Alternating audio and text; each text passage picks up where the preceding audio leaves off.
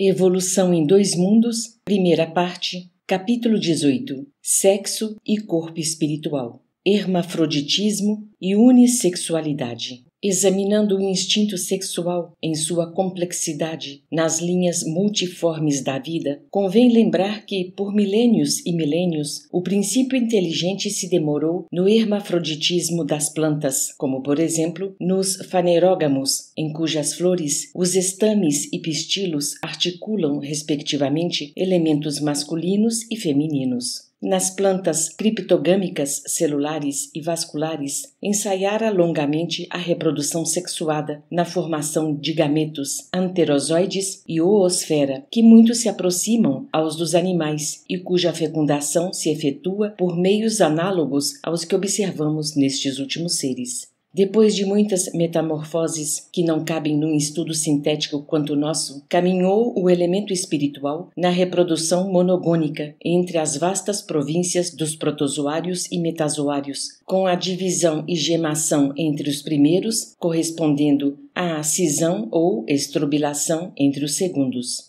Longo tempo foi gasto na evolução do instinto sexual em vários tipos de animais inferiores, alternando-se-lhe os estágios de hermafroditismo com os de unissexualidade, para que se lhe aperfeiçoassem as características na direção dos vertebrados. Hermafroditismo potencial. Gradativamente, aparecem novos fatores de diferenciação, guardando-se, no entanto, os distintivos essenciais, como podemos identificar ainda agora no sapo macho adulto um hermafrodita potencial, apesar dos sinais masculinos com que se apresenta, sabendo-se que carrega na região do seu testículo positivamente acrescido um ovário elementar aderente, o conhecido corpo de Bieder. Se estiparmos o testículo, o ovário atrofiado começa a funcionar por atuação da hipófise, convertendo-se num ovário adulto, conforme experimentos comprovados. Ocorrência inversa é verificável em 5 a 10% de galinhas adultas, isto é, nos indivíduos psiquicamente dispostos, das quais, se retirarmos o ovário esquerdo, também consideravelmente desenvolvido, o ovário direito, rudimentar, transubstanciar-se num testículo que se vitaliza e cresce na sua parte medular, até então inibida pelos estrogênios do ovário esquerdo. Nesse fenômeno, aumenta-se-lhes a crista, cantam tipicamente à maneira do galo e adotam-lhe a conduta sexual masculina.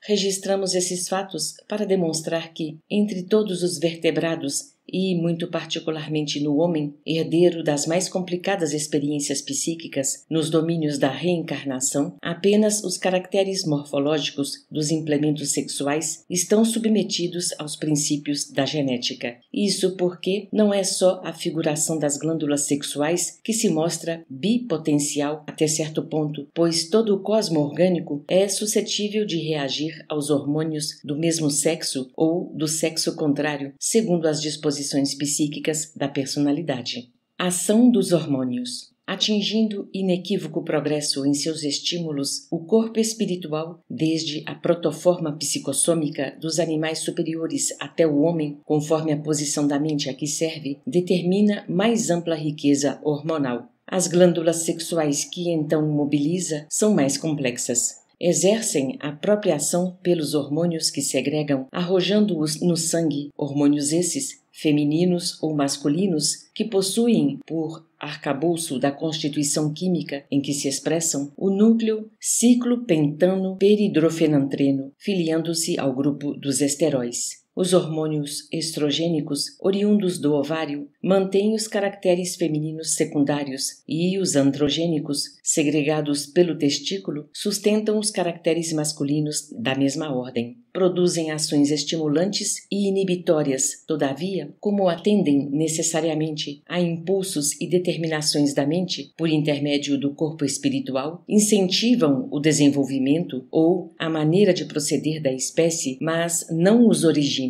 Por isso, nenhum deles possui ação monopolizadora no mundo orgânico, não obstante patentearem essa ou aquela influência de modo mais amplo. Ainda em razão do mesmo princípio que lhes vige na formação, pelo qual obedecem às vibrações incessantes do campo mental, os hormônios não se armazenam, transformam-se rapidamente ou sofrem apressada expulsão nos movimentos excretórios. Entendendo-se os recursos da reprodução como engrenagens e mecanismos de que o espírito em evolução se vale para a plasmagem das formas físicas, sem que os homens lhe comprovem de modo absoluto as qualidades mais íntimas, é fácil reconhecer que as glândulas sexuais e seus hormônios exibem efeitos relativamente específicos. Inegavelmente, o ovário e os hormônios femininos se responsabilizam pelos distintivos sexuais femininos, mas podem desenvolver alguns deles no macho, prevalecendo as mesmas diretrizes para o testículo e os hormônios que lhe correspondem. Isso é claramente demonstrável nos experimentos de castração, enxertos e injeções hormonais, porquanto, apesar de a ação sexual específica do testículo e do ovário apresentar-se como fato indiscutível, a gônada, refletindo os estados da mente, herdeira direta de experiências inumeráveis, eventualmente produz certa quantidade de hormônios heterossexuais. E, da mesma sorte, ainda que os hormônios sexuais se afirmem com atividade específica intensa em determinados acontecimentos, realizam essa ou aquela ação em órgãos do sexo oposto.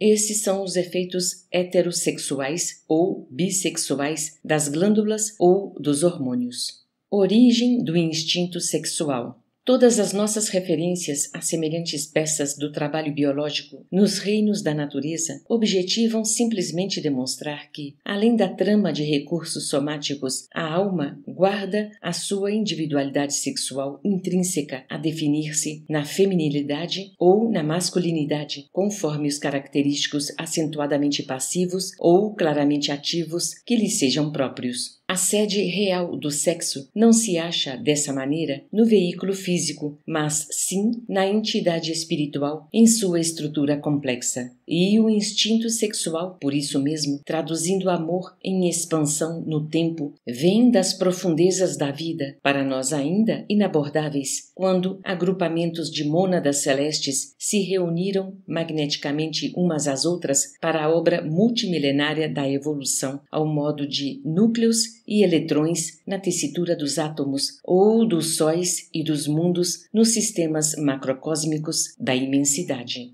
Por ele, as criaturas transitam de caminho a caminho nos domínios da experimentação multifária, adquirindo as qualidades de que necessitam. Com ele, vestem-se da forma física em condições anômalas, atendendo às sentenças regeneradoras da lei de causa e efeito ou cumprindo instruções especiais com fins de trabalho justo. O sexo é, portanto, mental em seus impulsos e manifestações, transcendendo quaisquer impositivos da forma em que se exprime, não obstante reconhecermos que a maioria das consciências encarnadas permanecem seguramente ajustadas à sinergia mente-corpo em marcha para a mais vasta complexidade de conhecimento e emoção. Evolução do amor. Entretanto, importa reconhecer que, à medida que se nos dilata o afastamento da animalidade quase absoluta para a integração com a humanidade, o amor assume dimensões mais elevadas tanto para os que se verticalizam na virtude como para os que se horizontalizam na inteligência. Nos primeiros, cujos sentimentos se alteiam para as esferas superiores, o amor se ilumina e purifica, mas ainda é instinto sexual nos mais nobres aspectos,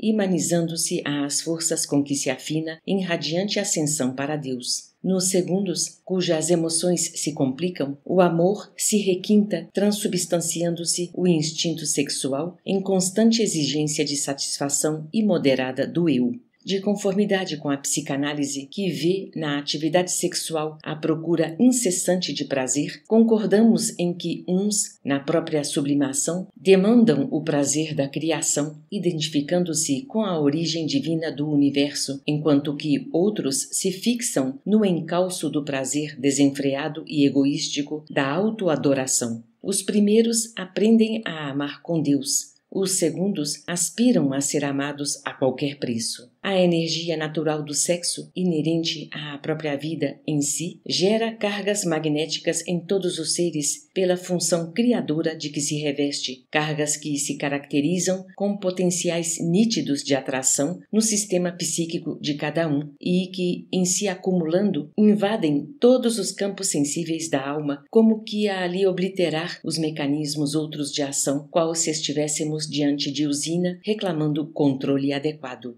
Ao nível dos brutos ou daqueles que lhes renteiam a condição, a descarga de semelhante energia se efetua indiscriminadamente através de contatos quase sempre desregrados e infelizes que lhes carregam, em consequência, a exaustão e o sofrimento como processos educativos. Poligamia e monogamia. O instinto sexual, então, a desvairar-se na poligamia, traça para si mesmo largo roteiro de aprendizagem a que não escapará pela matemática do destino que nós mesmos criamos. Entretanto, quanto mais se integra a alma no plano da responsabilidade moral para com a vida, mais apreende o impositivo da disciplina própria a fim de estabelecer, com o dom de amar que lhe é intrínseco, novos programas de trabalho que lhe facultem acesso aos planos superiores. O instinto sexual, nessa fase da evolução, não encontra alegria completa senão em contato com o outro ser que demonstre plena afinidade, porquanto a liberação da energia, que lhe é peculiar, do ponto de vista do governo emotivo, solicita compensação de força igual na escala das vibrações magnéticas. Em semelhante eminência, a monogamia é o clima espontâneo do ser humano, de vez que, dentro dela, realiza naturalmente com a alma eleita de suas aspirações a união ideal do raciocínio e do sentimento com a perfeita associação dos recursos ativos e passivos na constituição do binário de forças capaz de criar não apenas formas físicas para a encarnação de outras almas na Terra, mas também as grandes obras do coração e da inteligência,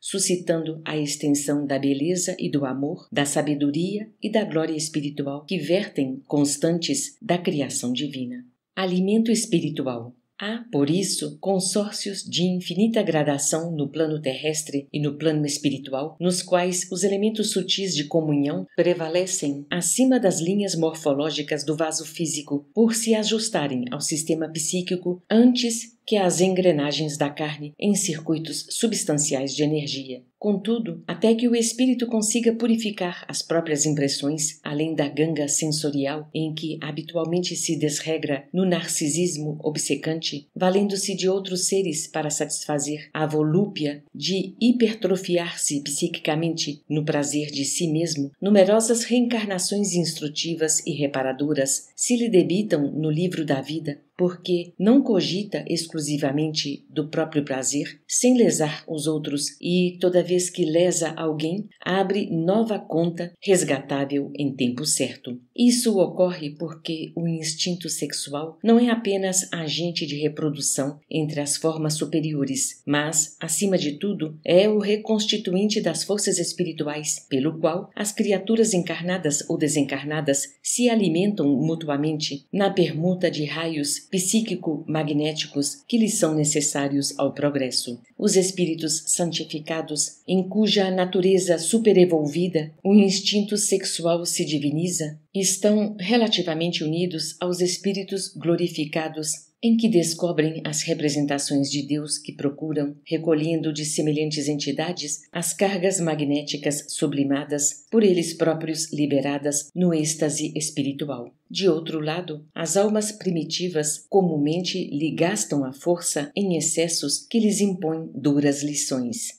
Entre os espíritos santificados e as almas primitivas, milhões de criaturas conscientes, viajando da rude animalidade para a humanidade enobrecida, em muitas ocasiões se arrojam a experiências menos dignas, privando a companheira ou o companheiro do alimento psíquico a que nos reportamos, interrompendo a comunhão sexual que lhes alentava a euforia, e se as forças sexuais não se encontram suficientemente controladas por valores morais nas vítimas, surgem frequentemente longos processos de desespero ou de delinquência.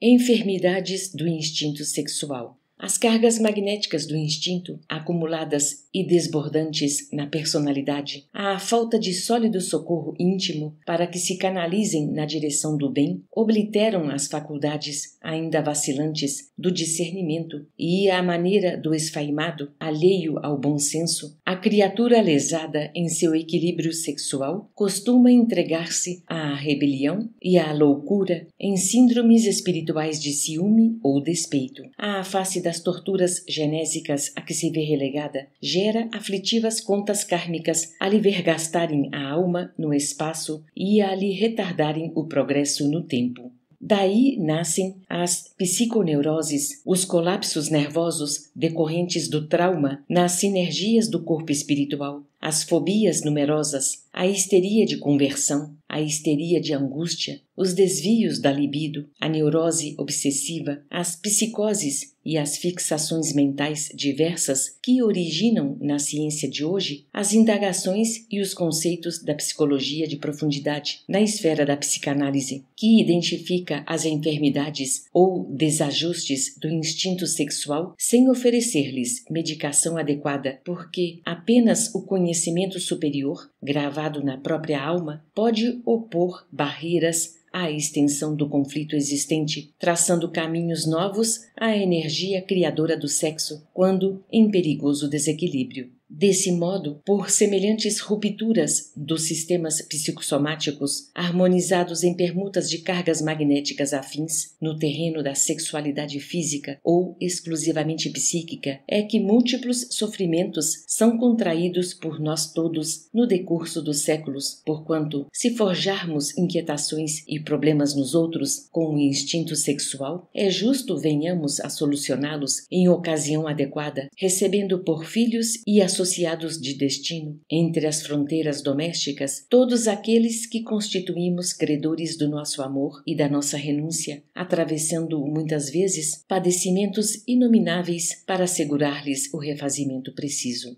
Compreendamos, pois, que o sexo reside na mente a expressar-se no corpo espiritual e, consequentemente, no corpo físico, por santuário criativo de nosso amor perante a vida, e, em razão disso, ninguém zombará dele, desarmonizando-lhe as forças, sem zombar e desarmonizar a si mesmo. Pedro Leopoldo, 30 de março de 58.